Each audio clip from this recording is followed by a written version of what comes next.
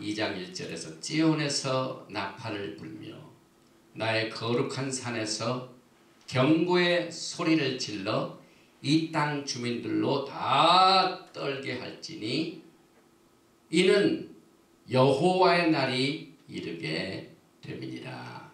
이제 임박하였으니 나팔 소리를 통해서 여호와의 날에 도래를 선포합니다.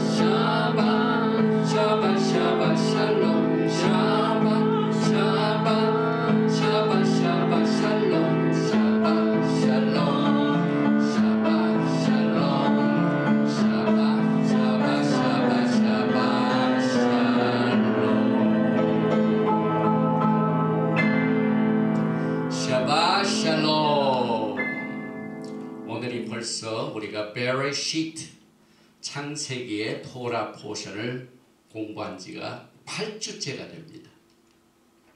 오늘은 8번째 토라 포션으로 베레시트 32장 3절에서 36장 43절의 말씀을 중심으로 해서 32장 3절에 나오는 바이슐락 보내며 이 제목을 가지고 우리가 토라 포션을 공부합니다.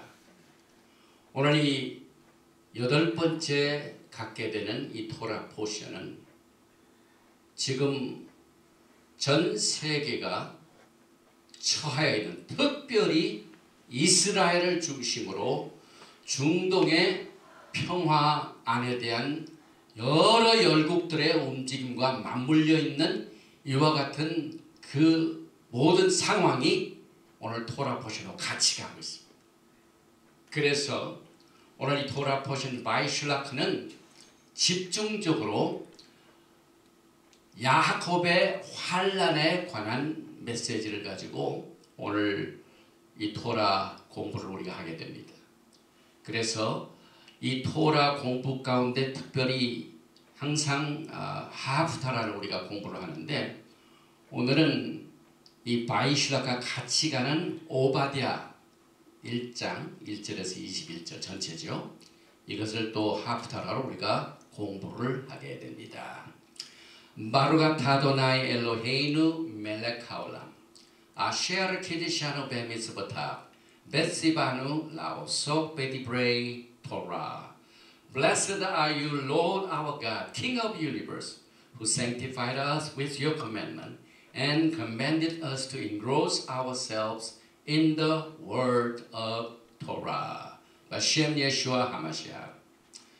오늘 공부하는 토라 파라샤 바이슐라크는 벌써 8번째고 이제 4번만 있으면은 바이슐락 이 토라 포션을 우리가 전후로 해가지고 창세기를 다 공부하게 되는데, 오늘 우리가 공부하는 바이슐락 중에 결정적인 마지막 때의 종말의 가르침이 야곱의 생애를 통하여 지금 우리에게 비유로 하나님의 마지막 때 사건들을 비유로 말씀을 주시고 있습니다.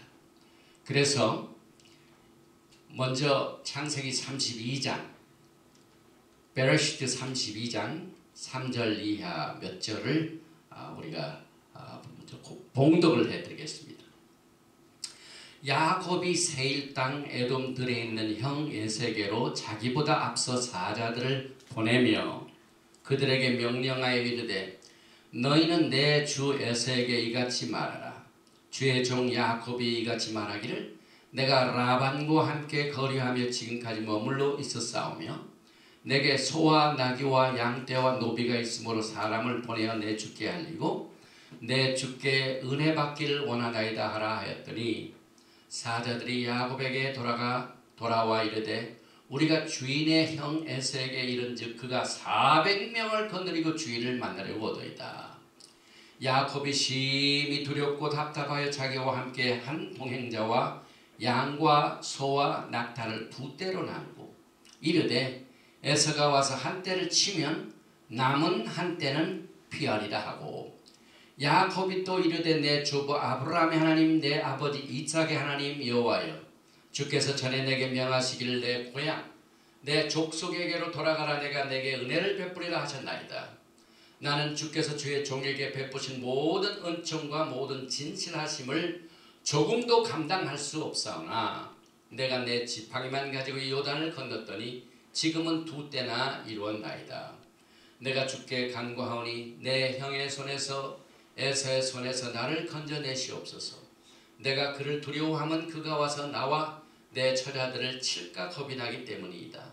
주께서 말씀하시기를 내가 반드시 내게 은혜를 베풀어 내 시로 바다에 셀 수 없는 모래와 같이 많게 하리라 하셨나이다.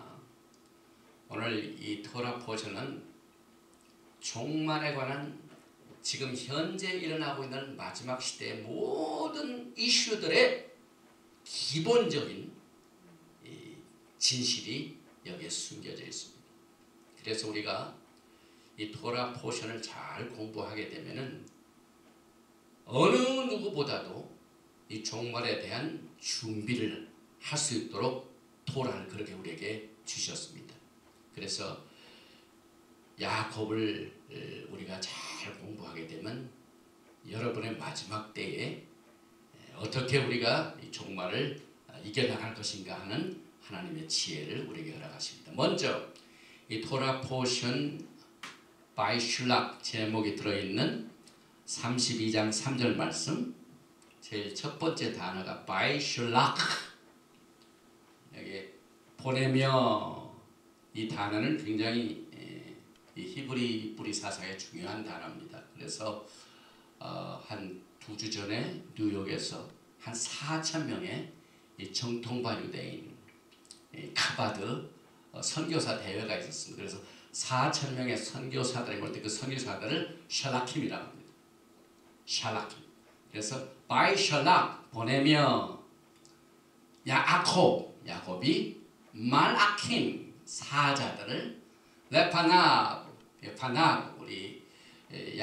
우리가 이란에 뭡니까 마지막 때에 우리가 아론의 축복 기도를 할 적에 파나바 네카 비구 네카 할 적에 얼굴을 비치사 얼굴 파납 앞서서 레파납 앞서서 그래서 누구에 앞섰냐면은 에서에게로 앞서서 사자를 보냈다 이 말이에요. 그런데 이 에서는 뭐냐면 아키 이게 형이란 말이죠. 형이죠. 그래서 그 다음에 아르차 에르츠 땅이죠. 세일 땅. 그 다음에 세데 들이죠. 그 다음에 여기 보니까 에돔에 있는 들에 있는 세일 땅에 있는 형 에서에 앞서서 사자들을 야곱이 보냈다. 그래서 바이슐락 야곱 말라킴 레파납 엘 에삽 아킵 알자 세일 세데 에돔.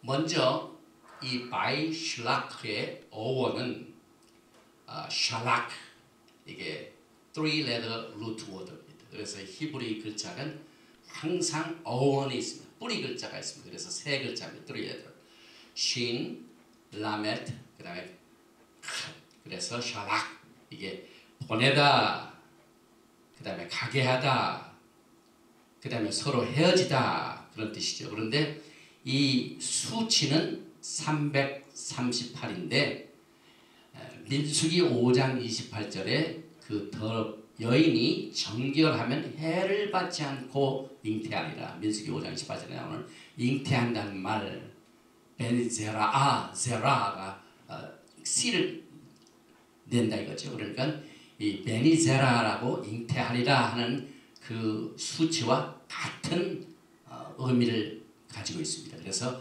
야곱이 집으로 돌아온 것을 주제로 다루고 있는 이번 주 토라 파라샤 바이슐라크는 그가 보내진 곳 라반의 노예 생활로부터 돌아오는 신부들의 영적 여행을 상징적으로 보여주고 있으며 또 야곱의 두 집, 이 두 집은 에스겔서 37장에 잘 나올 두 막대기, 우리가 지난주일에 가봐했죠. 그래서 그 두 집, 유다의 집과 에브라임 집이 연합하여서 야곱의 환란의 때에 아름다운 나라가 잉태됩니다.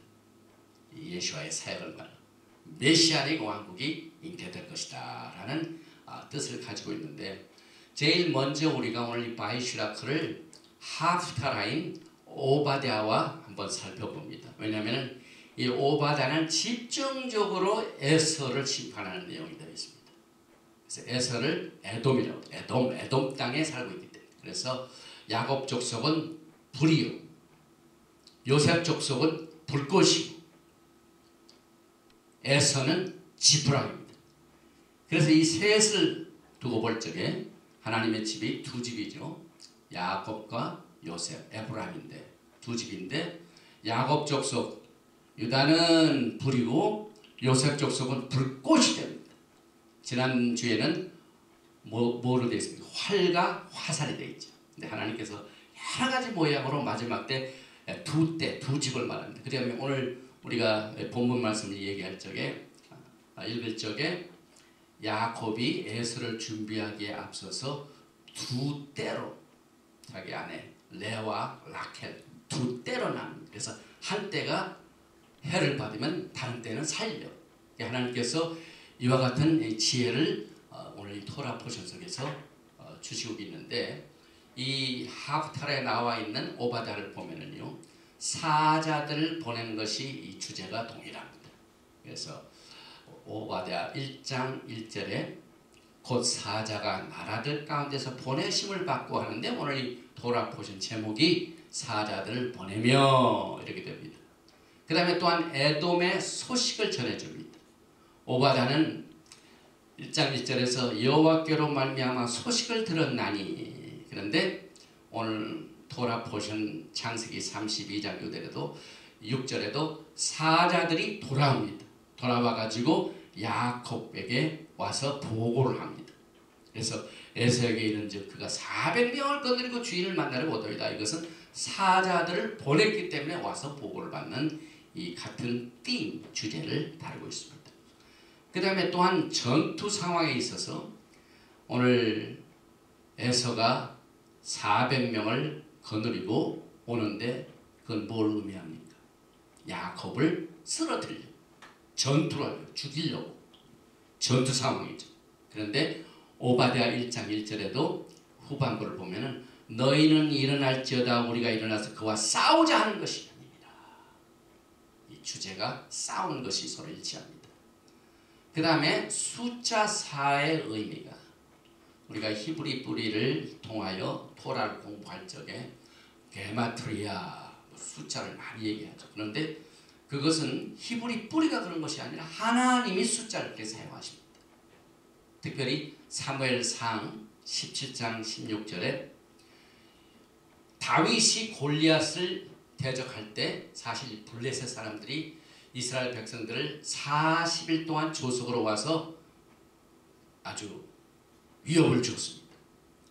그 다음에 여호수아 5장 1절에도 애굽에서 나온 족속 군사들이 다 멸절하기까지 40년 동안을 광야 삶이었더니 40. 또 에스겔서 29장 12절을 보면은 애굽 성읍도 사막이 된 나라들의 성읍까지 40년 동안 황폐하고, 그래서 토라에 나오는 숫자는 항상 의미가 있습니다. 그래서 테스트한다. 이스라엘 백성들이 40년 동안 이 광야 생활로 테스트를 했죠. 그 다음에 또 심판을 말하기도 하고, 또한 싸움을, 오늘 400명의 에서의 군대들이 온다는 것은 싸움을 걸어온다는 얘기입니다. 항상 그런 뜻을 가지고 있습니다. 계속해서 요나가 하나님의 명령을 쫓아서 니느웨에 가가지고 며칠 동안을 외쳤죠. 그래서 이르되 40일이 지나면 니느웨가 무너지리라. 40일 심판을 말하죠. 예수께서 누가복음 4장 1절에 성령의 이끌림을 받으셔가지고 마귀에게 시험을 받으셔 40일 동안 성령에 이끌렸다는 말도 40일 4라는 숫자가 되어 있습니다. 또 역대하 18장 5절에 이스라엘 왕이 선지자 400명을 모은다고 그랬죠. 사무엘상 25장 14절에 다윗이 또 자기 칼을 차고 400명 가량을 데리고, 그래서 오늘 에서가 400명을 데려온 것이 우연이 아닙니다. 토라 전체를 보면은 이와 같은 전투 상황을 알려주기 위하여. 그래서 토라는 패러블입니다. 비유입니다. 그래서 그 비유 속에 하나님의 영적인 메시지가 있습니다. 그래서 이 4 하면은 이와 같은 테스트를 말하는, 싸움을 말하는구나. 또 사도행전 5장 36절에 이전에 드다가 일어나 스스로 선전하며 사람이 약 400명이나 따르더니 그가 죽임을 당하며 따르던 모든 사람들이 흩어져 없어졌고, 그래서 그때 히브리 뿌리로 예수 믿는 사람들이 많이 시련을 당했답니다. 그런데 그 사람들 지금 건드리지 말라. 과거에 드다가 400명을 건드리고 있었지만 드다가 사라지니까 400명도 없어지더라. 그러니까 그대로 놔두라. 그래서 지금 히브리 뿌리도요, 공격하는 사람들은 참 성경적으로는 지혜롭지 못한 겁니다. 하나님의 성령의 사역인지 아닌지는 그저 놔두면 합니다. 그래서 뭐 이단이다, 잘못됐다 하는 것은 저 어린아이들이 싸움을 하는 일입니다. 그래서 영적인 세계에서도요, 이게 옳다 저게 옳다가 막 싸우는 사람 전부 코 흘리게 돼요. 우리가 토라를 공부하면 지혜가 생깁니다. 그래서 사도행전에도 이단들인가 아닌가를 막 잡아서 죽이기보다는 그냥 놔둬라. 그래서 그들이 하나님이 인도하시면 그대로 남을 것이고 사람이 움직이면 사라지리라. 그래서 그대로 놔둘 이 400명. 또 사무엘상 4장 2절에도 이스라엘이 블레셋 사람들 앞에서 패하여 그들에게 전쟁에서 죽임을 당한 군사가 4,000명까지. 역대하 9장 25절에 솔로몬의 병거 매는 말의 외양간이 4,000. 또 사도행전 21장 30절에 그러면 내가 이전에 소요를 일으켜 자객 4,000명을 건드리고 광야로 가던 애굽이 아니냐. 자객 4,000명. 그래서 이 토라는요, 우리가 한번 패턴을 공부하면요 이해하기 굉장히 쉽습니다. 그 다음에 우리가 이제 오늘 이 야곱의 환난을 주제를 다뤄서 공부를 하게 되는데, 하나님께서는 하늘 아래 새로운 것이 없도록 만들어주셨습니다. 이 하늘 아래 새로운 것을 전부 토라를 통하여 처음부터 나타내셨습니다. 그래서 오늘 이 창세기 32장 6절에 그가 400명을 거느리고 주인을 만나려고 오더이다. 이 말은 다른 토라 속에서는 이 400명 하면 군대들이 싸우러 오는구나 하는 것을 알게 됩니다. 그 다음에 이 오바댜와 오늘 바이슐락 이 토라 포션은 속임수들이 많이 역사를 합니다. 왜냐하면은 창세기 34장에 보니까 야곱의 이제 돌아올 적에 야곱의 12아들과 한 딸 하나가 있었죠. 디나가 세겜 족속들에게 의하여 능욕을 당합니다. 그래서 부끄러운 일을 당하게 됩니다. 그래서 이제 야곱의 형제들이, 야곱의 아들들이 그 11형제 있었죠. 근데 나중에 이제 베냐민 나오지만은 그 중에 형제들이 그 세겜 족속들을 보복하기 위하여 속임수를 씁니다. 그래서 일단은 그들에게 네가 우리 딸하고 결혼을 하려면은 전부 남자들은 이 할례를 받으라. 그래서 오늘 34장 14절에 야곱의 아들들이 그들에게 말하되 우리는 그리하지 못하겠노라. 할례 받지 아니한 사람에게 우리는 이를 줄 수 없으니 이것은 속인 겁니다. 왜냐하면 할례를 받게 해가지고 3일째 그들을 칩니다. 그런데 오늘 오바댜 1장 7절에 너의 약조한 모든 자들이 다 너를 쫓아 변경에 이르게 하며 너와 화목하던 자들이 너를 속여 이기며 내 먹을 것을 먹는 자들이 내 아래 함정을 파니. 그래서 이 하나님의 토라 포션과 이 하프타를 준 것도 전부 성령님의 인도하십니다. 그 다음에 죽임당하는 내용도 마찬가지죠. 오바댜 1장 9절에 드마나 내 용사들이 놀랄 것이라. 이로 말미암아 에서의 산에 있는 사람은 다 죽임을 당하며 멸절되리라. 그런데 오늘 토라 포션 창세기 34장에 누가 다 죽임을 당합니다. 세겜 성에 있는 모든 남자들이 시몬과 그 다음에 레위 이 두 형제가 칼로 전부 절멸시킵니다. 죽임을 당하고 성을 멸망시키는 내용들이 같은 띠임으로 가고 있습니다. 그 다음에 특별히 다 죽일 뿐만 아니라 지혜 있는 자들 두목들도 죽입니다. 그래서 오바댜 1장 8절에 에돔에서 지혜 있는 자를 멸하며 또 에서의 산에서 지강 있는 자를 멸하지 아니겠느냐. 마찬가지로 창세기 34장 26절에 칼로 하몰과 그의 아들 세겜, 그는 지도자, 세겜의 아버지가 하몰이죠. 그래서 그 세겜 지역의 리더들, 그래서 그 모략을 꾸민 자들.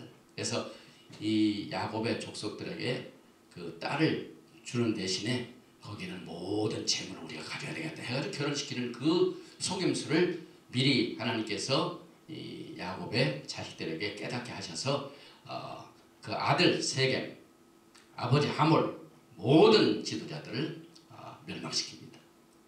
그 다음에 오늘 특별히 유다의 패망을 기뻐하는 에서에 하나님께서 반드시 에서를 심판하신 내용이 있습니다. 오바댜 1장 10절 이하에 보니까 내가 내 형제 야곱에게 행한 포악으로 말미암아 부끄러움을 당하고 영원히 멸절되리라.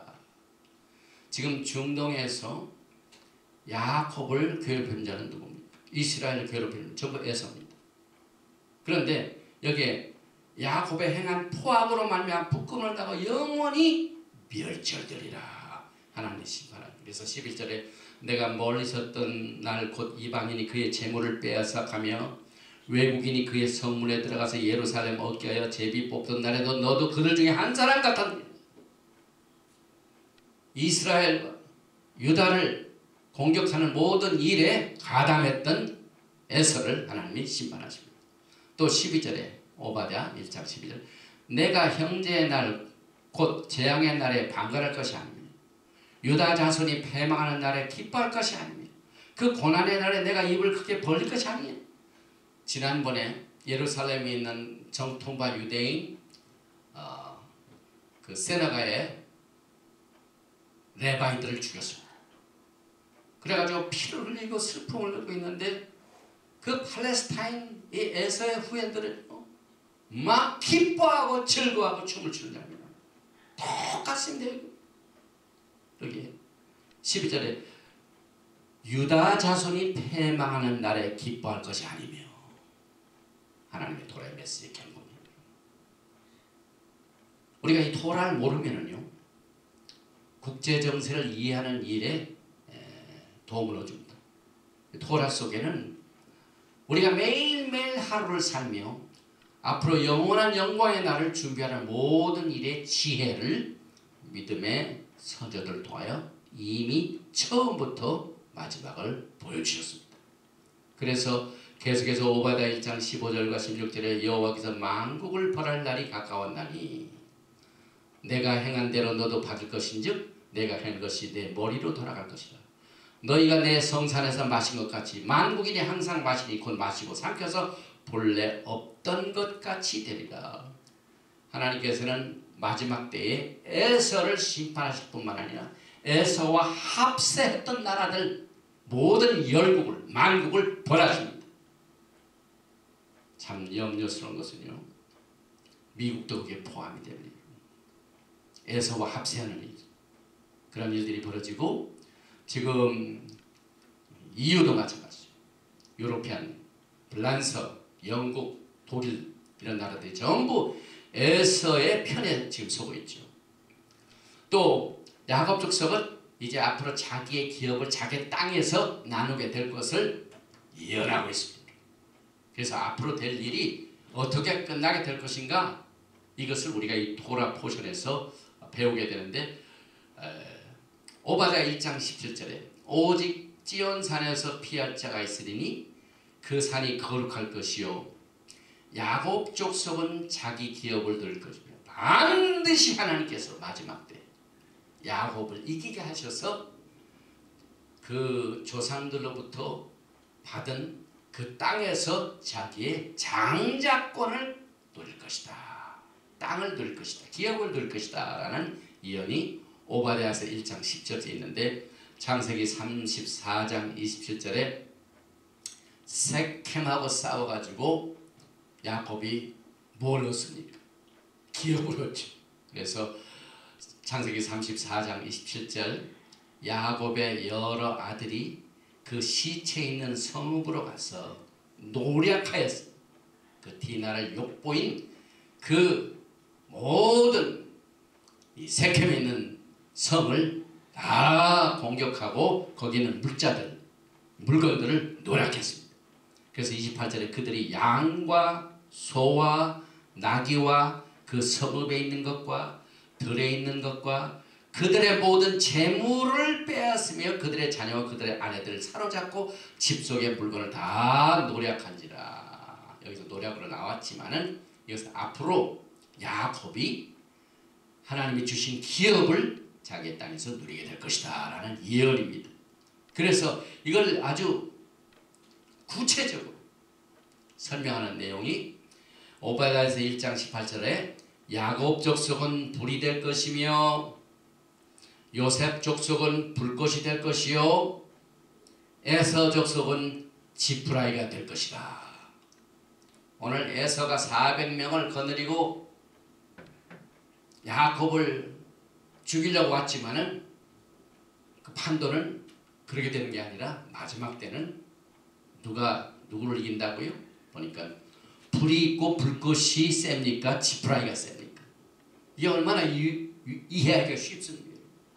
그래서 하나님의 두 집, 유다의 집, 그 다음에 에브라임의 집, 이 두 집이 연합해서 에서를 물리치면은 불과 불꽃이 지푸라기를 태우는 것은 이건 한마디로 너무나도 쉽죠. 어려운 일이 아니죠.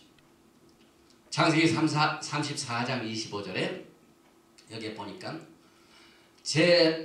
제3일에 아직 그들이 아파할 때 야곱의 두 아들 디나의 오라버니 시므온과 레비가 각기 칼을 가지고 가서 몰래 그 성읍을 기습하여 그 모든 남자를 죽이고 16절 사람을 납치한 자가 그 사람을 팔았든지 자기 수하에 두었든지 그를 반드시 죽일지냐 하는 출애굽기 12장 16절의 토라의 가이드라인입니다. 토라는 어느 집의 규수를 납치해가지고 욕을 보면 그 집을 완전히 심판하는 것입니다. 그래서 사람을 납치한 자가 그 사람을 팔았든지 자기 수하에 두었든지 그를 반드시 죽일지니라 하는 그 가이드라인을 사실상 시므온과 레위가 그 세겜과 그의 모든 족속들을 멸한 걸 여기서 같이 같은 주제로 다루고 있습니다. 또 계속해서 굉장히 많이 있는데요.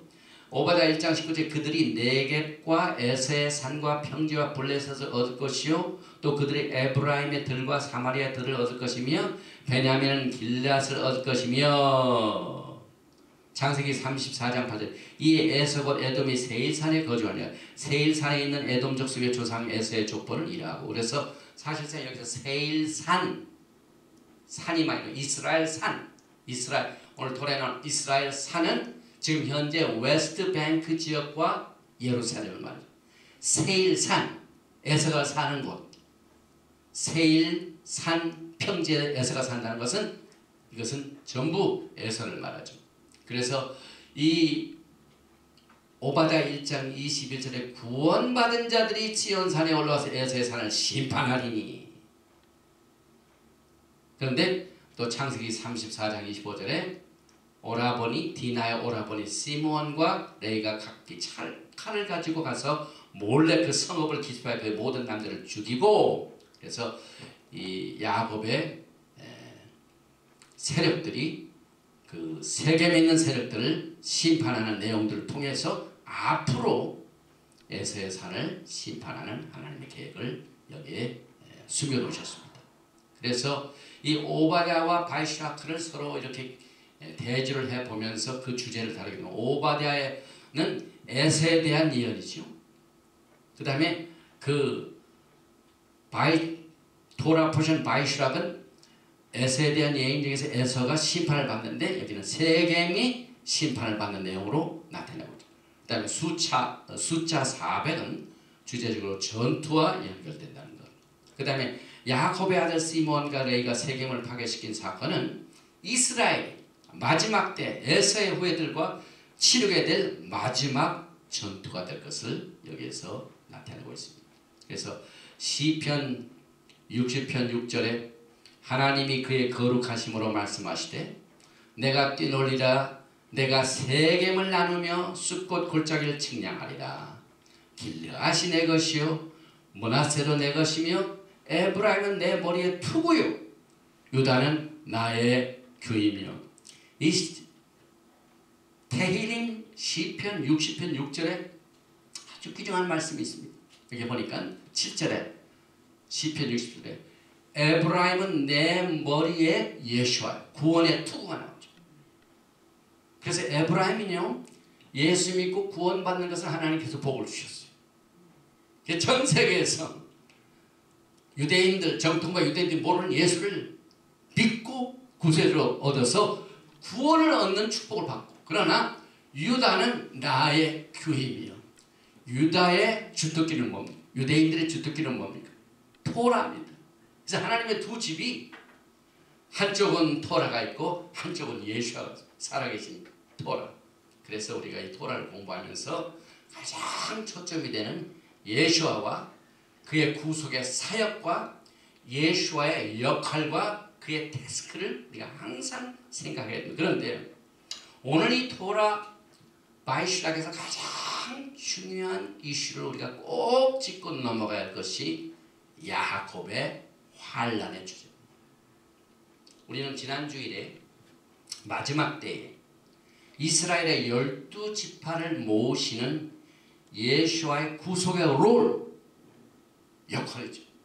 그 다음에 사명이 태스크, 그 다음에 펑션, 수행의 기능, 이것을 종말의 사역의 이슈로 봤습니다. 이것이 예수가 그것을 수행하시게 하여 다시 오신다는 것을 살폈습니다. 그리고 예수와의 종말의 사역의 원칙은 성경의 과거 역사가 역사로 과거로 끝나는 것이 아니라 반드시 앞으로 있게 될 미래의 예언적인 가이드라는 것을 하나님께서 주셨습니다. 그래서 결국 마지막 때에 우리에게 가장 핵심적이고 중요한 종말론을 우리가 어디서 공부합니까? 창세기. 토라 포션 12개가 있는 이 베레시트 창세기만 잘 공부를 해두면요, 이 종말의 신부들이 가야 할 길을 뻔히 하나님께서 지도로 보여주셨어요. 로드맵입니다. 어떻게 가야 할 것인가. 그래서 이 토라 포션 창세기의 토라 이 포션을 공부할 적마다 우리의 신부들이 성숙해지고 지혜를 얻게 되고 또 예수와의 신부로서 매추어됩니다. 성숙합니다. 우리가 지난주에 몇 가지 토라 포션을 떠와요. 마지막 때 가장 큰 이슈가 뭐라고 했습니까? 토라를 공부하면서 야곱과 에서 간의 이 투쟁입니다. 그런데 뭘 두고 지금 싸웁니까? 나면서부터 뱃속에서부터 서로 싸우고 두 나라가 서로 투쟁합니다. 누가 하나님이 주신 장정권을 소유하게 되는가? 그래서 종말에는 야곱이 끝내 에서를 이기게 됩니다.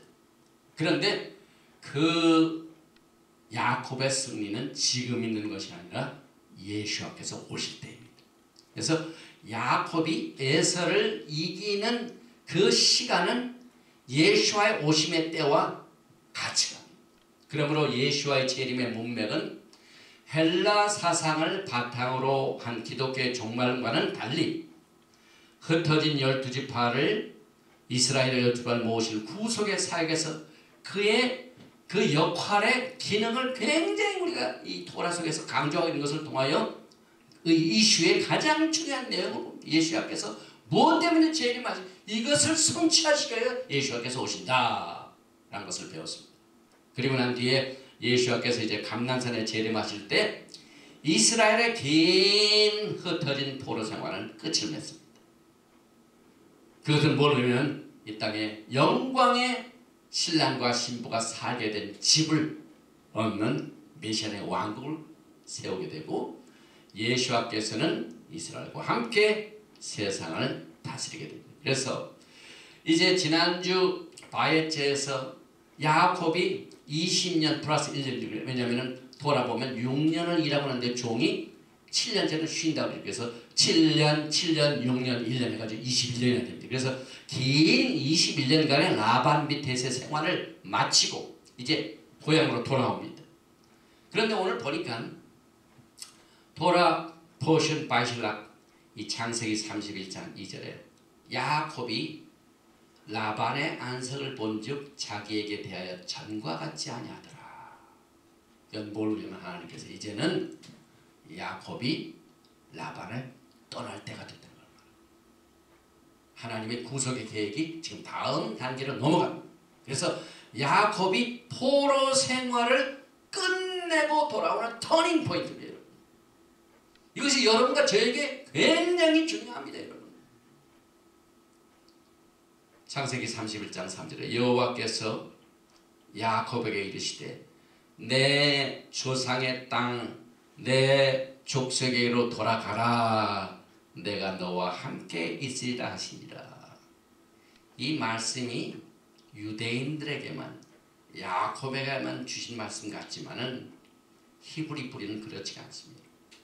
이것이 전부 여러분과 저하고 아주 깊은 관계가 있습니다. 이제 하나님께서는 우리가 전 세계에 흩어져 살고 있는 포로 생활을 끝내고 우리 믿음의 조상 아브라함, 이삭, 야곱과 맺은 언약대로 그 땅으로 돌아갈 때가 됐다 하는 메시지입니다. 종말의 메시지입니다. 이제 포로 생활이 끝난 겁니다. 그래서 이제 돌아오는데 야곱에게 문제가 있죠. 장자권을 가지고 서로 싸웠던 에서가 그를 기다립니다. 그래서 오늘 기다리는 장면이 나옵니다. 그래서 오늘 창세기 32장 3절에 바이시락이 이렇게 시작이 되죠. 야곱이 세일 땅 에돔들에 있는 형 에서에게로 자기보다 앞서 사자들 보내며 사자들이 야곱에게 돌아와 이르되 우리가 주인의 형 에서에게 이른즉 그가 400명을 건드리고 주인을 만나려 보더이다. 그 다음에 이 400명을 데리고 온다는 소식을 듣고 야곱의 상태가요 굉장히 중요한 의미를 가지고 있습니다.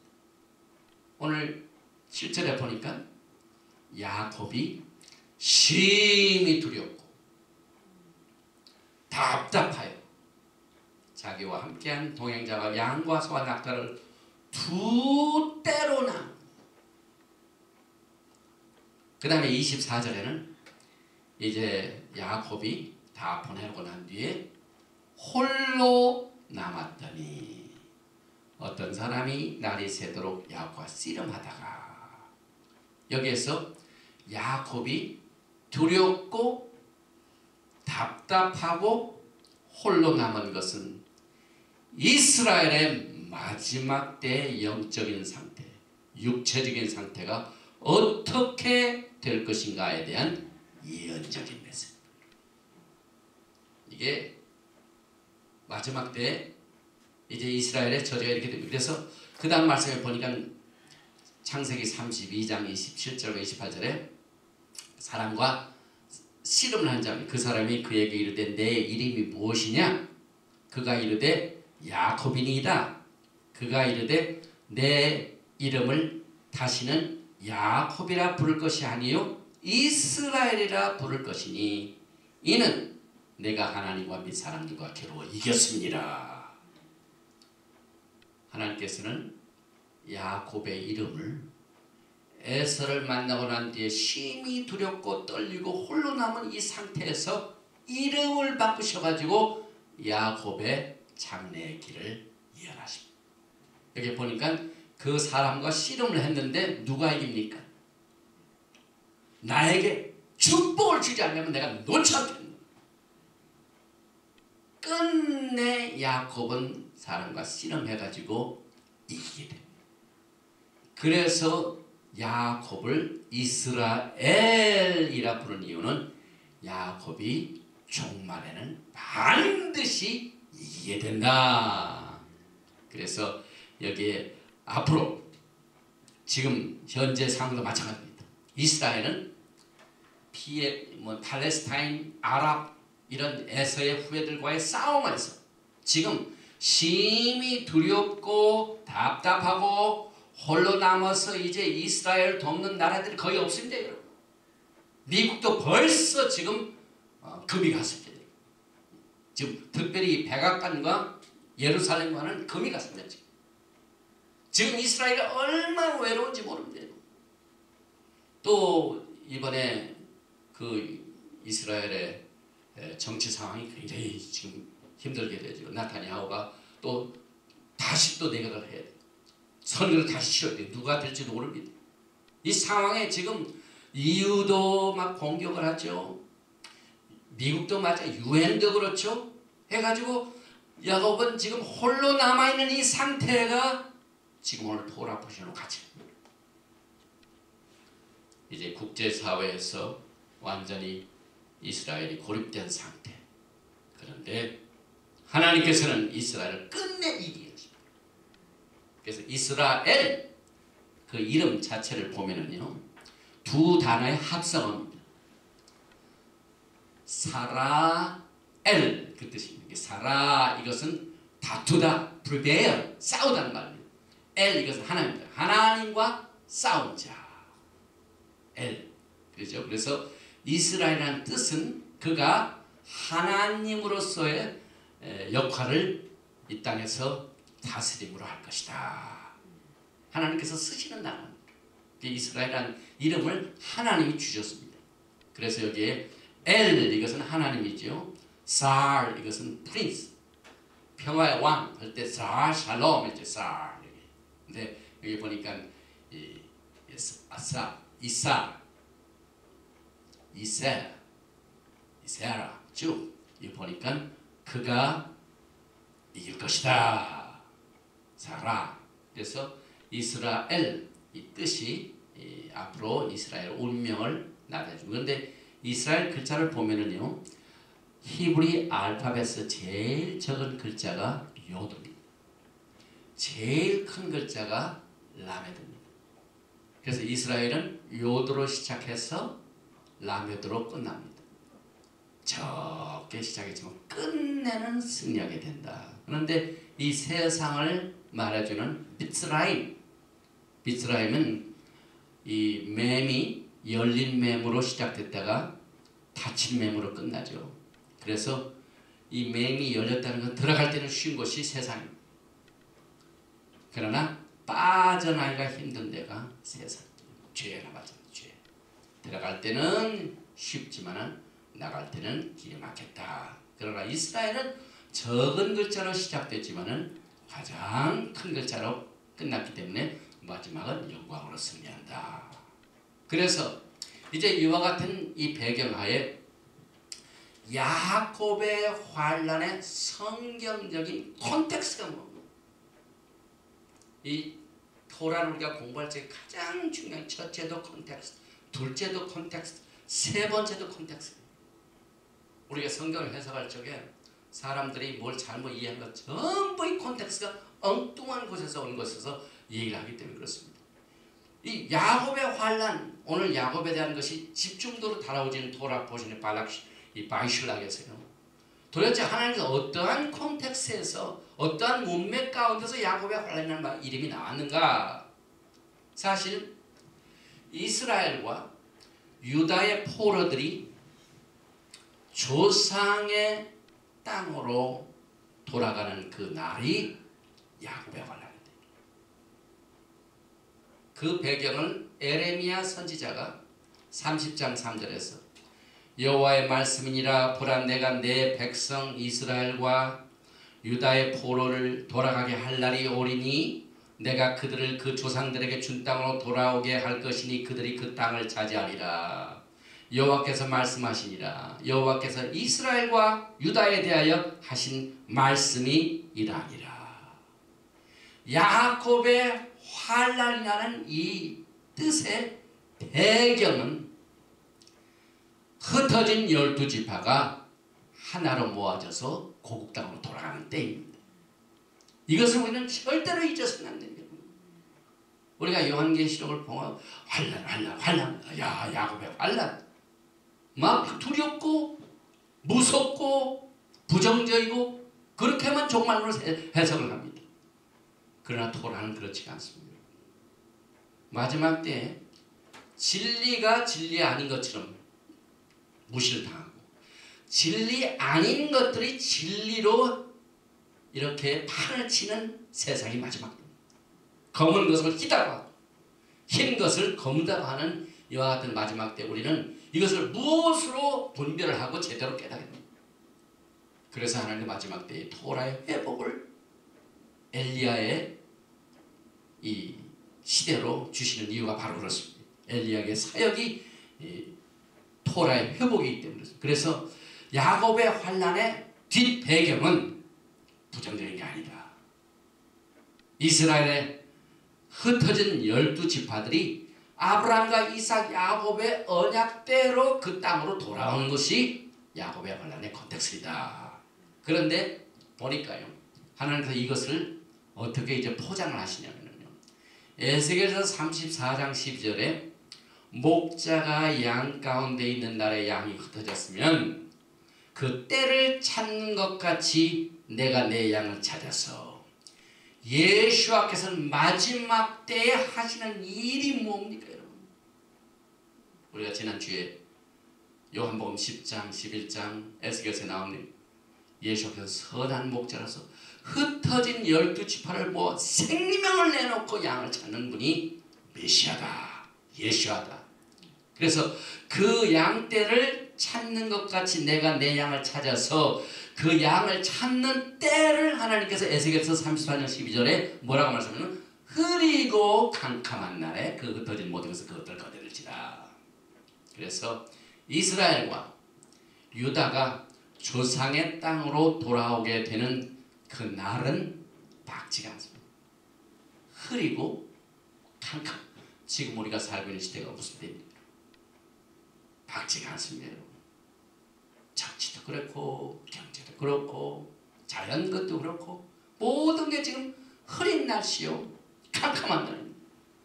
우리가 토라 포션 바이슐라크를 공부할 적에 이 시애틀 지역이 지금 12월이지 흐리고 캄캄하고 비 오고 이런 날, 이와 같은 부정적인 이런 것들이 있지만은 그 안에서는 예수의 엄청난 축복의 구속의 사역이 진행됩니다.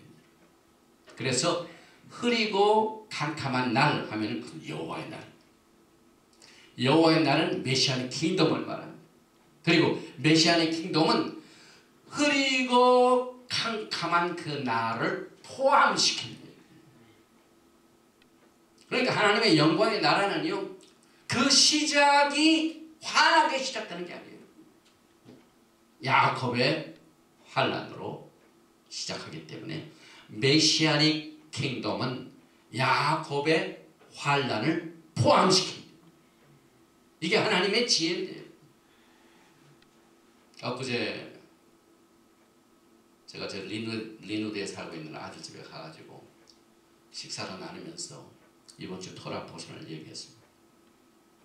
그래서 세계 경제들 서로 얘기하고 지금 유가 가격이 자꾸 떨어지고 있죠. 그런데 지금 미국이 그 기름 생산을 막 높여로 하는 세계 경제가 지금 저 중동에 나오는 기름들이 막 싸게 팔기 때문에 기름값이 많이 내렸죠. 여러 가지 경제적인 문제 이런 얘기 해가지고 그런데 그렇게 되면은 모든 게 싸서 될 것 같지만은 여러 가지 기대치 못한 이 경제적인 혼란이 옵니다. 그래서 이 경제적인 혼란 이런 것들이 있을 때 하나님께서는 항상 우리로 하여금 생각하는 게 뭐냐고 이 말씀 같이 나눴습니다. 찬란한 영광의 나라는 흐리고 캄캄한 나를 포함시킨다. 그래서 하나님께서는 흐리고 캄캄하지만은 흩어진 열정이 뭡니다. 이것이 하나님의 지혜입니다.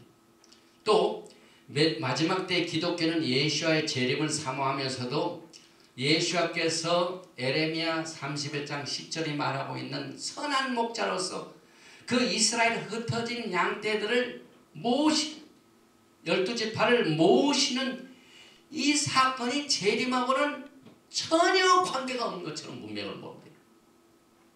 그냥 예수님 오시면 휴거대에 올라가지고 막 예수님 만나는 거 생각하지 예수께서 마지막 때에 세계를 향한 구소의 사역을 디테일하게 어떻게 하고 계시나니 토라에 대한 기본을 모르기 때문에 안 가르치기 때문에. 근데 우리는 예수와의 재림은요 예수께서 전 세계에 흩어진 잃어버린 양떼들을 모으는 것이 시급합니다. 이게 문맥입니다. 이걸 기독교의 종말론은 모릅니다. 또 그 구속의 사역에서 그의 역할도 모르고 태스크 기능이 뭐고 그저 들리만 받아 올라가는 이런 사상은 굉장히 성숙지 못한 신앙입니다. 신부들은 성숙해야 돼요. 그래서 신랑 대신 예수께서 우리를 위하여 우리를 만나시기 전에 우리와 함께 갈 집을 마련하고 같이 이제 결혼을 하셔서 웨딩 혼인잔치를 하는 이런 모든 이 화잘한 것들을 앞두시고 무슨 일을 지금 우리를 위하여 하시는가 이것을 토라 포션이 가르칩니다. 그래서 우리는 이와 같은 이슈들을 토라 포션을 통해 공부하면서 이것이 신부단장입니다. 그러므로 우리가 살고 있는 이 세대는 정말 마지막 세대입니다. 지금 이 시간에도요 중동에 무슨 일이 일어나고 있습니까? 웨스트뱅크 지역에 200개 아파트를 세우니까 독일도 공격하죠. 불란서도 공격하죠. 영국도 공격하죠. 저 스웨덴은 팔레스타인 국가를 막 선언하죠. 미국도 그렇죠. 아니 웨스트뱅크 지역은 무슨 지역이에요? 지금 이스라엘 산 아브라함과 이삭과 야곱의 언약을 쫓아서 이스라엘에게 준 땅인데요. 그 자기 땅에다가 아파트를 짓는데 온 열국들이 지금 난리가 납니다. 그래서 이와 같은 모든 투쟁들이 오늘 우리가 공부하는 토라 지난 주일에 사실 이 돌레도 혹은 이 에서와 야곱이 투쟁 나면서부터 투쟁되는 이 사건들이 오늘 우리가 겪게 되는 모든 종말의 이슈에 대한 초점을 이해하는 중요한 진리입니다. 그래서 이 모든 이 싸움들이 누가 장자권을 가지고 있는가? 웨스트뱅크와 예루살렘 지역의 땅의 주인이 하나님이신데 그 하나님께서 누구에게 이 땅을 주었는가는 이 투쟁입니다. 그래서 이스라엘의 산에 대한 투쟁은 야곱의 환란의 때를 지금 셋업해 주고 있습니다. 그래서 에레미야서 30장 3절에 여호와의 말씀이니라 보라 내가 내 백성 이스라엘과 유다의 포로를 돌아오게 할 날이 오리니 이 말씀하고 난 뒤에 7절에는 그날은 야곱의 환란의 때가 됩니다. 그래서 야곱의 환란의 때는요 그렇게 어두운 게 아닙니다. 이스라엘과 유다의 포로들이 돌아오는 그 날이 야곱의 환란의 때입니다. 그래서 말이 환란이지 이것은 하나님께서 마지막 때 신부들을 단장시키기 위한 영적인 교훈입니다. 그래서 야곱의 환란의 성경적인 정의는 오늘 야곱이 에서를 만나기 전에 있는 상태, 그래서 두려운 때요, 답답한 때요, 홀로 남아있는 상태를 말하고 그와 같은 똑같은 시기에 북이스라엘 에브라임과 남유다 유대인의 포로들이 조상의 땅으로 돌아오게 되는데, 이 같은 이유에서 기독교가 야곱의 환란을 부정적으로 보는 것과는 달리 히브리 뿌리 관점에서는 소망적이며 긍정적입니다. 그래서 소망적이라는 말, 이것을 또 오늘 성경에서 찾아봅니다. 또 계속해서 이스라엘과 유다가 조상의 땅으로 돌아오는 때가 야곱의 환란의 때예요. 그때 야곱은 자기 땅에서 에서와 투쟁하는 것이 야곱의 환란이죠. 그래서 이 장자권의 투쟁, 누가 약속의 땅을 누리게 되는가, 이 투쟁이 야곱의 환란입니다. 그래서 오늘 토라파신 바이시락과 야곱의 환란을 또 이제 어떻게 연결해 보냐면은, 오늘 36장 8절에 에서가 곧 에돔이 세일산에 거주하니라. 성경의 이 세일산은요, 뭘 의미하냐면 에서가 살고 있는 이스라엘의 숙적을 말합니다. 이스라엘 백성들이 애굽에서 나올 적에 제일 먼저 공격했던 아말렉이 누구의 후예입니까? 에서입니다. 그때 시작된, 뱃속에부터 시작된 투쟁이 지금 이 시간까지도 계속됩니다. 그래서 세일산은 에돔입니다. 그런데 하나님께서는 에스겔서 35장에 2절에 인자야 내 얼굴을 세일산으로 향하고 그에게 예언하여 이르기를 주 여호와께서 이같이 말씀하시되 세일산아 내가 너를 대적하여 내 손을 내 입에 펴서 내가 항무지와 공포의 대상이 되게 할지라. 하나님께서는 에서를 심판하십니다. 이게 종말에 하나님이 하시는 일입니다. 예수께서 하시는 일입니다. 그래서 에스겔서 35장 5절에 내가 옛날부터, 왜 하나님께서 에서를 심판하십니까? 에스겔서 35장으로 이겨서 설명합니다. 내가 옛날부터 한을 품고, 지금 중동의 팔레스타인, 그 다음에 이 하마스 그런 사람들이 막 유대인들에게 한을 품고 있죠. 이게 전부 토라에 예언됐죠. 그 다음에 이스라엘 족속의 환란의 곧 죄악의 마지막 때 칼의 위력에 그를 숨겼다. 지금 아이시스들이 사람을 잡아다가 뭘로 죽입니까, 여러분? 칼로 목을 쳐서 위협을 하죠. 여기에 예언됐죠. 마지막 때 너희들이 칼의 위력을 너무 의지하는구나. 칼, 이슬람 상징인데. 그래서 계속해서 6절에 보니까 그러므로 주 여호와의 말씀이라 내가 나의 삶을 두고 맹세하노니 내가 너에게 피를 만나게 한즉 피가 너를 따르리라. 내가 피를 미워하지 아니하였으니 피가 너를 따르리라. 내가 세일산의 황무지와 폐허가 되게 하여 그의 왕려한 자를 다 끊을지라. 하나님께서는 에서를 반드시 심판하십니다. 그런데 아직은, 지금은 아닙니다. 예수께서 오셔야 됩니다.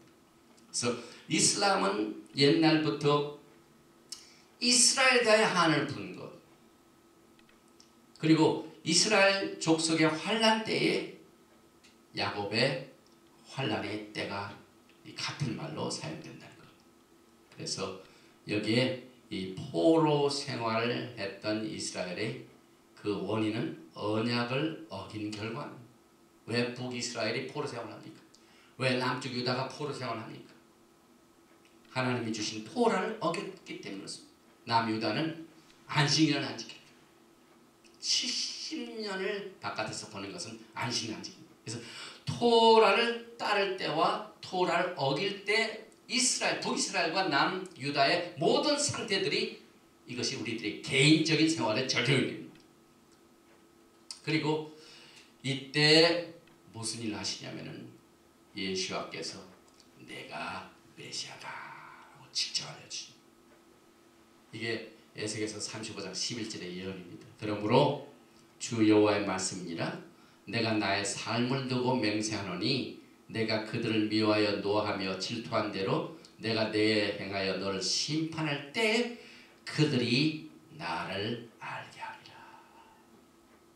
그래서 예수께서는 야곱이 에서와 투쟁하는 그 야곱의 환란의 그때, 그 부정적인 흐리고 캄캄한 그 날에, 그 시기에, 또 에서를 심판할 때 이스라엘로 하여금 메시아가 예수하심을 알게 하십니다. 그래서 우리가 이 토라 포션에 관심을 가지고 있는 사람들 가운데 이스라엘 사랑하시는 분들이 많이 계시죠. 그래서 이스라엘을 기도하고 이스라엘을 회복해야 된다. 그런데 이것은 야곱의 환난의 때와 맞물려 있습니다. 야곱의 환난의 때는 이스라엘이 회복됩니다. 왜냐하면 예수와께서 흩어진 12지파를 모으시기 때문에.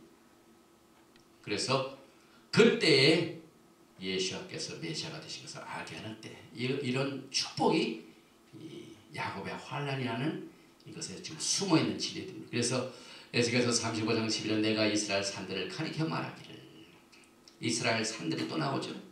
이건 이 예루살렘을 말하고 예루살렘의 산에 이렇게 뒤ಸಲಾ이죠. 그래서 그다음에 현재 팔레스타인 국가를 앞으로 세우게 될 것이다라고 가지고 있는 웨스트뱅크 지역이 이스라엘 산.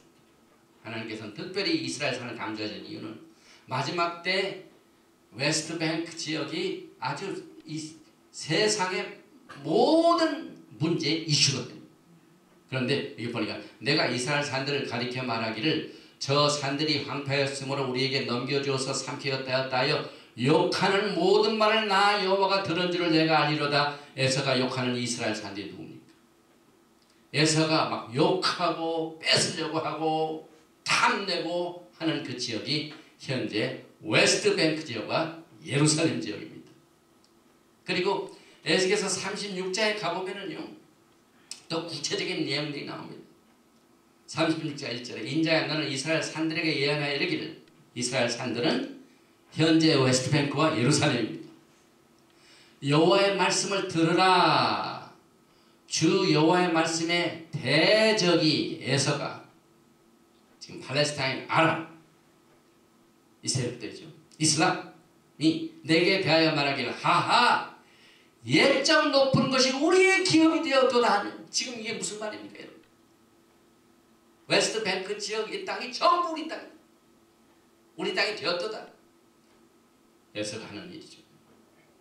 또 36장 5절에 주 여호와의 말씀에 내가 진실로 내 맹렬한 투기로 남아있는 이방인과 에돔 온 땅을 쳐서 말하였노니 이는 그들이 심히 즐거워하는 마음과 멸시하는 심령으로 내 땅을 빼앗아 노력하였다. 자기 소유를 삼았습니다. 아주 그냥 심히 즐거워하는 마음과 멸시하는 심령입니다. 그래가지고 지금 이스라엘 땅을 그들이 노력하려고 합니다. 이 에스겔서 36장은요 우리가 보는 아침 뉴스나 똑같습니다.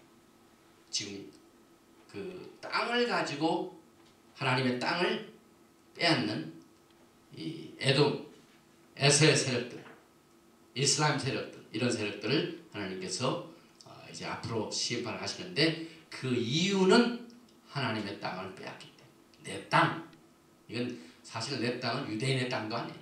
이스라엘 땅, 하나님의 땅이에요. 하나님의 땅. 하나님께서 언약을 통해 그들에게 주셨죠. 그러니까 땅 주인은 여전히 하나님께서 내 땅을 너희들이 빼앗아 노력하여 소유를 삼았다.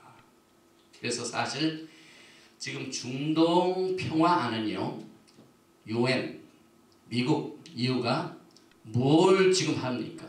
지금 푸른 세력이 이게 웨스트뱅크 지역, 이 푸른 이 지역 웨스트뱅크 지역과 이 가적을 이스라엘로부터 완전히 독립시켜서 갈라가지고 특별히 여기는 예루살렘의 동예루살렘에 피에로 국가를 세워서 수도를 삼고 이것이 피에로 국가다 해가지고 이스라엘 땅을 지금 완전히 가르는 일이에요.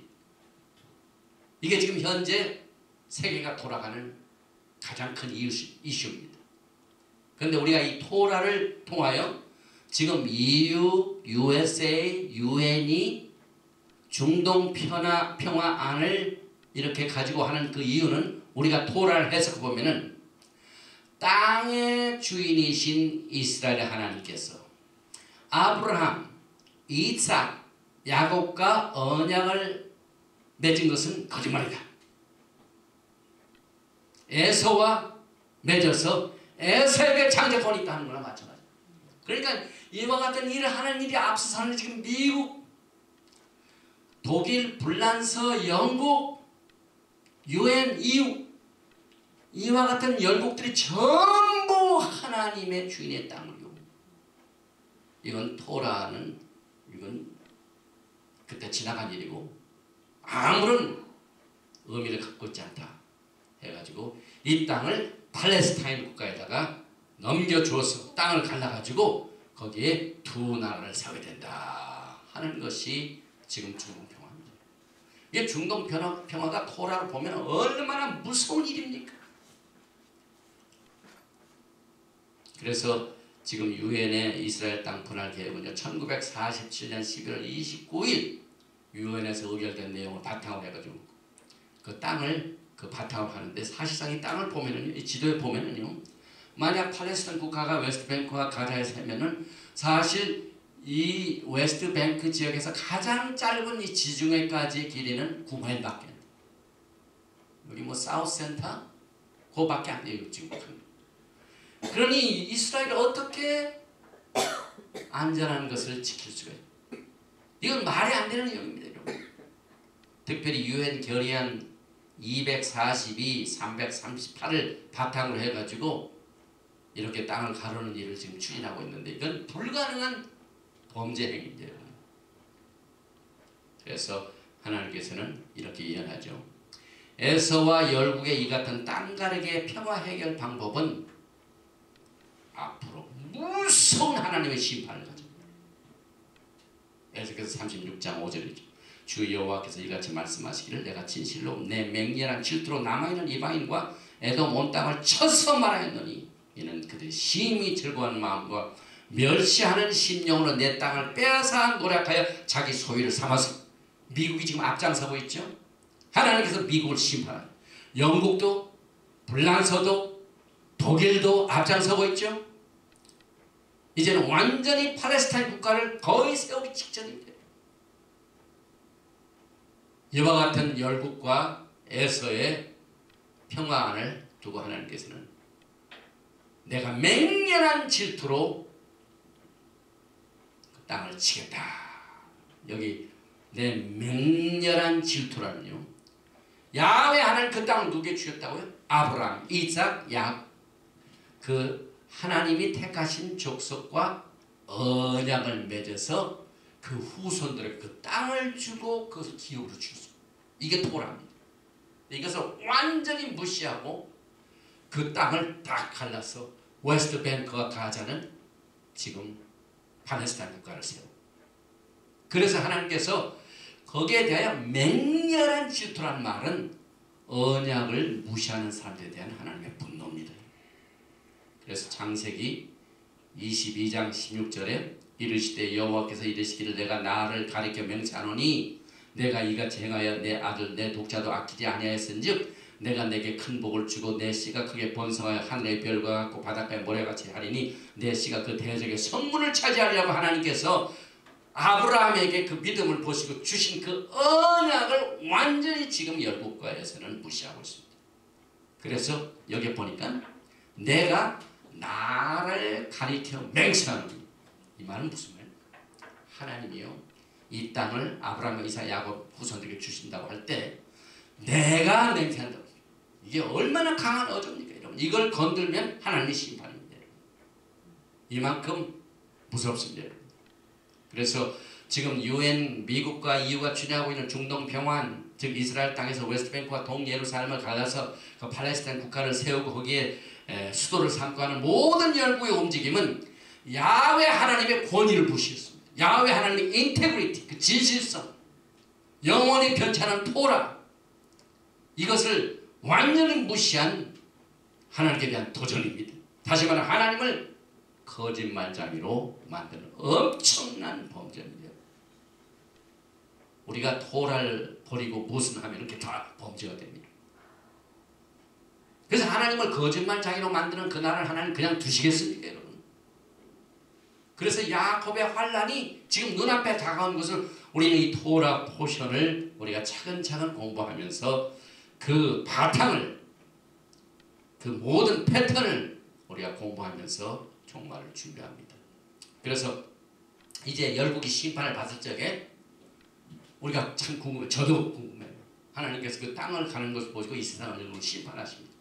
그런데 그 심판할 때 어떻게 하나님께서 12지파를 모시고 포로 생활하는 이스라엘의 그 포로 생활을 끝내게 하신 굉장히 궁금합니다. 왜냐하면 여러분과 저에게 이것이 굉장히 궁금하지 않습니까? 야훼 하나님께서는 이스라엘 땅과 예루살렘 성을 나누는 그 국가를 심판하시는 동시에 그것만 하시는 게 아니라 심판만 하시는 게 아니라 이스라엘의 흩어진 12지파의 포로 생활을 열국이 보는 가운데서 끝내게 하신다는 거예요. 그래서 그때 모든 열국이 예수께서 이것을 하신 것을 보고 주님이 영광을 받으시고 그의 백성들은 예수를 메시아라고 선포할 것이며 이 땅이 메시아의 왕국이 세워져서 예수께서 세상을 다스리게 될 것입니다. 그래서 우리가 토라를 공부할 적에 여호와의 날, 특별히 기독교가 말하는 주의 날, 썬데이 주의 날 조심스럽게 써야 돼.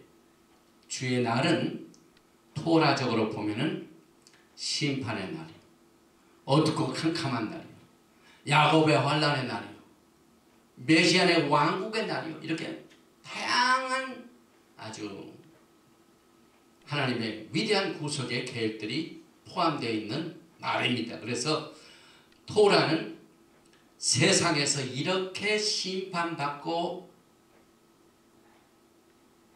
어려워지게 되는 이런 날을 토라는 뭐라고 하냐면 여호와의 날이라. 그래서 요엘서 1장 15절, 요엘 전체가 그걸 선포하고 있죠. 그래서 요엘 1장 15절에 그날이여 여호와의 날이 가까웠나니, 또 우리가 나팔을 불면서 항상 인용하는 요엘서 2장 1절에 시온에서 나팔을 불며 나의 거룩한 산에서 경고의 소리를 질러 이 땅 주민들 다 떨게 할지니 이는 여호와의 날이 이르겠니, 이 영광의 날이 곧 임한다 하고 알리는 것이 쇼파솔입니다.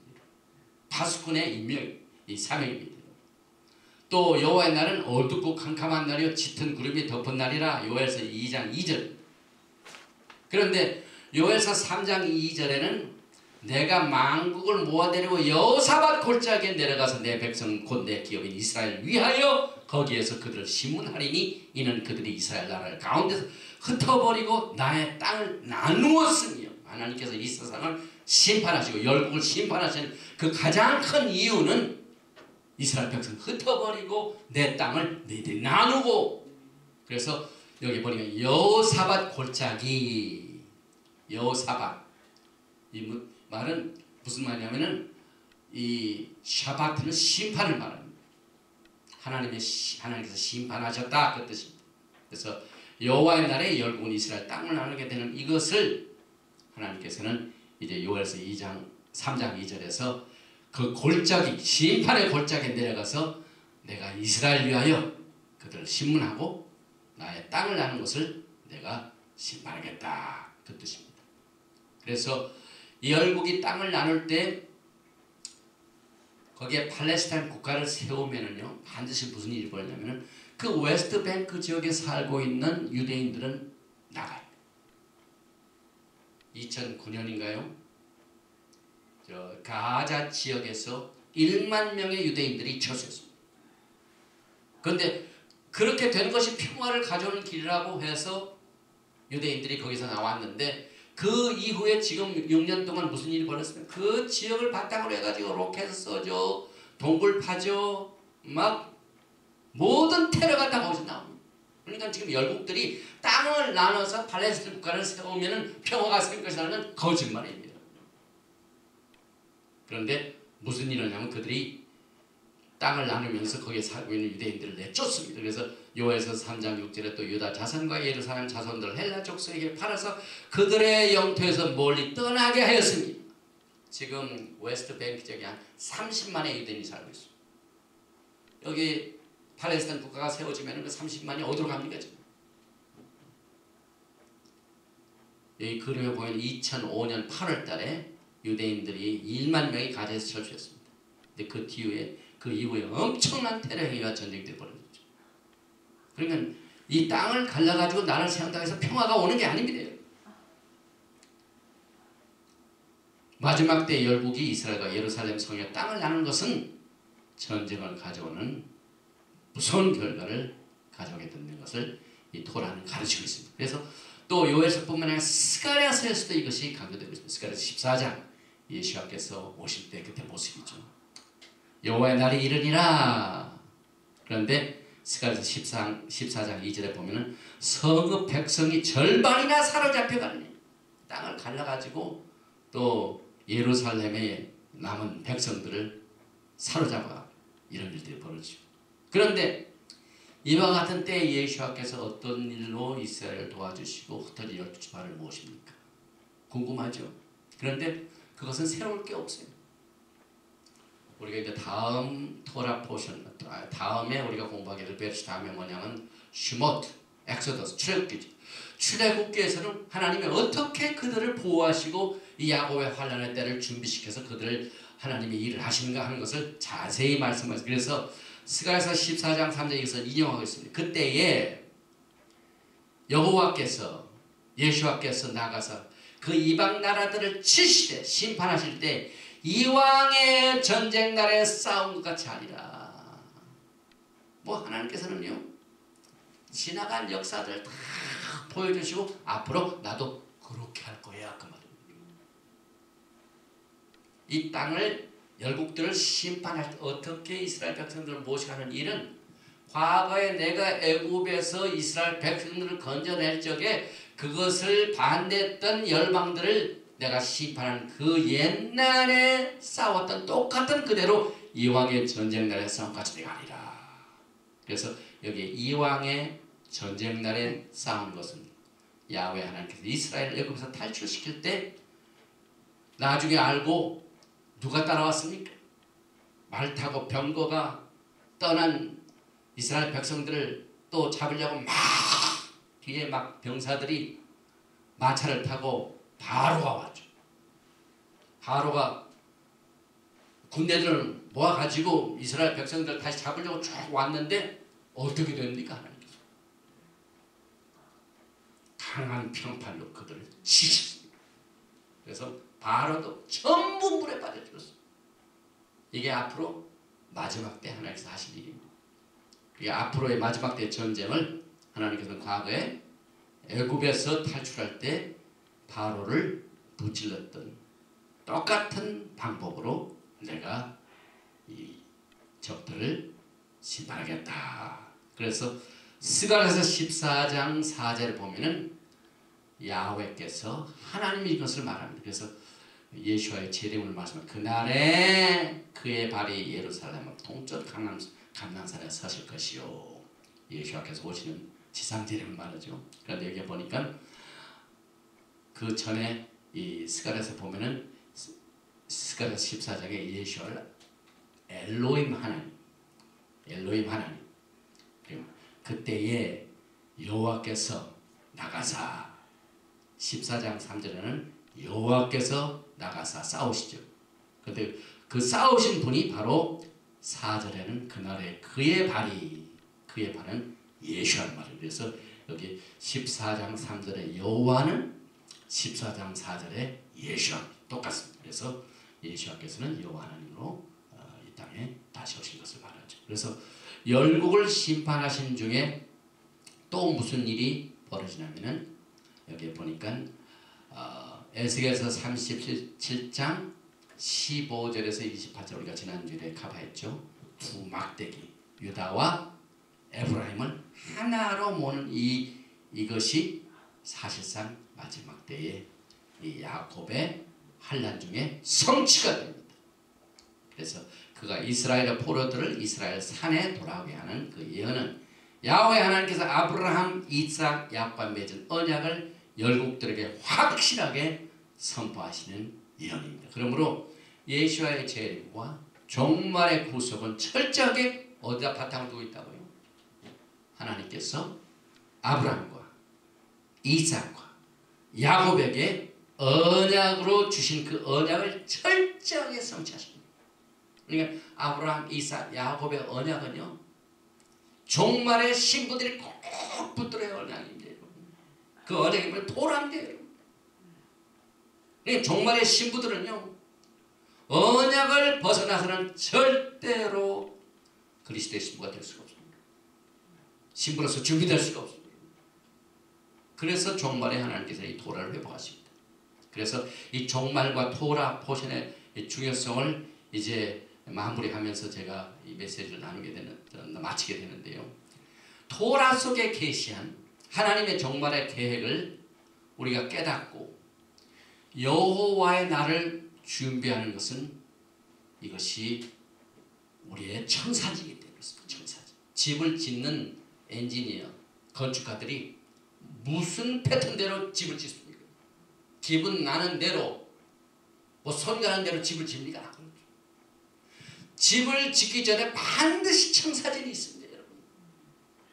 지금 마지막 때 신부들은 그냥 내 마음대로 믿음으로 예수의 오심을 그 믿음으로만 열심히 성경 보고 기도하고 예배드리고 하면서 예수님을 기다리라고 하실까요?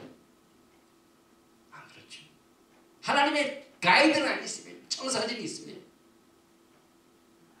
그래서 오늘 종말의 야곱의 환난 때 열국을 어떻게 심판하시는 그 모든 심판의 내용도 나는 다르게 하는 게 아니라 과거의 애굽에서 이스라엘 백성들 건져낼 때 바로를 친 그대로 그런 식으로 내가 앞으로 처리하겠다. 심판도 새로운 게 아닙니다. 청사진이 있습니다. 그래서 예수와께서 어떻게 마지막 때 이스라엘 흩어진 12지파를 모시는가를 깨닫는 일이 신부들의 준비예요. 하나님께서는 지금 우리들에게 마지막 때에 깨우치는 메시지를, 우리의 종말의 메시지를 굉장히 우리가 사모하게 만들죠. 그런데 이 종말의 메시지를 우리가 전하는 자나 받는 자나 토라를 벗어나면은요, 하나님 초점을 잃어버리게 됩니다. 그래서 우리가 마지막 때에 예수께서 어떻게 흩어진 12지파를 모으신가는 그 원칙을 살펴보면은요, 이것도 옛날같이 애굽 땅에서 나오던 날같이 하리라. 새로운 게 아닙니다. 다시 또 돌아왔더랍니다. 마이카, 미가서 7장 14절에 예언이 되어 있죠. 원하건대 주는 주의 지팡이로 주의 백성 곧 갈멜 속 삼림에 홀로 거주하는 주의 기업의 양떼를 먹이시되 그들을 옛날같이 바산과 길르앗에서 먹이시옵소서. 주님의 기업을 받은 양이 누굽니까, 여러분? 아브라함, 이삭, 야곱의 언약을 가진 신부들이 어떻게 마지막 때 예수께서 그 양떼들을 먹이실까요? 지금 종말에 또 앞으로 예수께서 어떻게 우리에게 꼴을 먹이십니까? 그 꼴은 옛날같이. 또 15절을 보니까 미가서 7장 15절에 이르시되 내가 애굽 땅에서 나오던 날과 같이 내가 그들에게 이적을 보이라. 앞으로 엄청난 기적을 통해 하나님께서 하나님의 백성들을 지켜보호하십니다. 주의 영광을 준비시킵니다. 그래서 지금 우리가 학생들이 돼가지고 오늘 테스트를 합니다. 학력고사를 보든지 수능 시험을 보지 않습니까? 그럼 지금 교인들 딱 모아놓고 난 뒤에 오늘은 종말날에 관한 시험을 보겠습니다 하고 테스트가 내겨졌는데, 토라로 준비한 모든 하나님의 백성들은요, 여기에 문제집이 있는데 왼쪽에는 전부 답이 있습니다. 한국에 수능시험 볼 때 그런 일이 많이 있었대죠. 뭡니까, 이 셀폰에 이래 해가지고 답을 다 줘가지고 답을 썼대요. 종말에 대한 테스트 시험이 전부 여러분들은 오픈 테스트입니다. 오픈북 테스트입니다. 하나님 전부 답을 주시고 거기에서 답을 쓰라고 만드죠. 이것이 우리가 매주 공부하는 토라 포션 공부입니다. 여러분. 모든 답이 토라 포션 성경에서 기준으로 나왔습니다.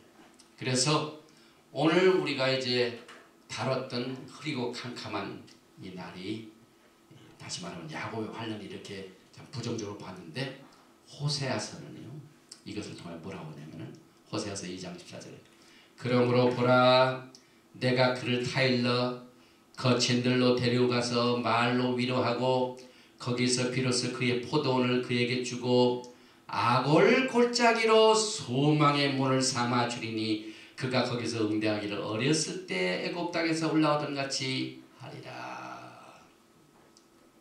오늘 이 호세아서 2장 14절 15절은 야곱의 환난은 마지막 때 하나님께서 그의 백성들에게 주시는 소망의 문이다 라고 선포하십니다. 우리가 기독교에서 종말론을 공부하고 가르칠 적이에요.